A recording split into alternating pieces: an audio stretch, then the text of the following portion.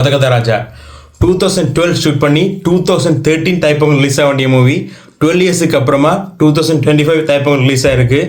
So மூவியோட story என்னென்னா, நம்ம ஹீரோட ஃப்ரெண்ட்ஸ் அவங்க லைஃப்பில் ஒரு ப்ராப்ளம் வருது, அதை எப்படி ஹீரோ ஷோட் அவுட் பண்ணுற அவ்வளோதான்.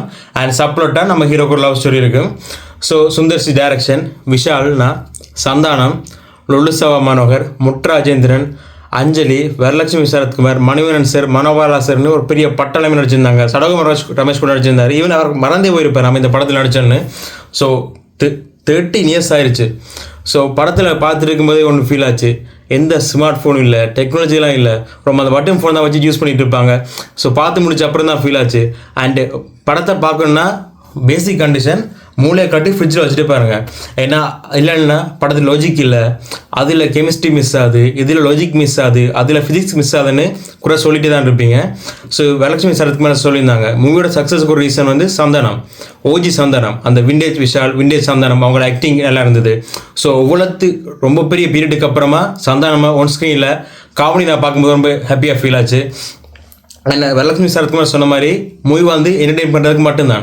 நம்ம இப்போ தான் ஹீரோ அப்படி வராரு, ஹீரோட எண்டிங் பின்னால் லைனே இருக்குது, பேக்ரவுண்ட் லைனே இருக்குது, நம்ம டீட்டெயில்ஸை டிகோட் பண்ணுறோம், அதை பண்ணுறோம், இதை பண்ணுறோன்னு எல்லா படத்தையும் லாஜிக் பார்த்து அதை பார்த்து இதை பார்த்து எந்த படத்தையுமே என்டர்டெய்னிங்காக பார்க்குறது இல்லை. ஸோ இந்த யாரையுமே பொயின் பண்ணி சொல்லலை, நாம் இந்த நசுக்கப்பட்டோம், ஒதுக்கப்பட்டோம், கருத்து சொல்கிறோம், சமூக திருத்துறோம்னு படம் எடுத்துகிட்டு இருக்காங்க. பட் ஓகே, அப்படி ஒரு டேஸ்ட் மாறிட்டு அப்படி ஒரு ஆர்ட்லைனாக போகணும் தான்.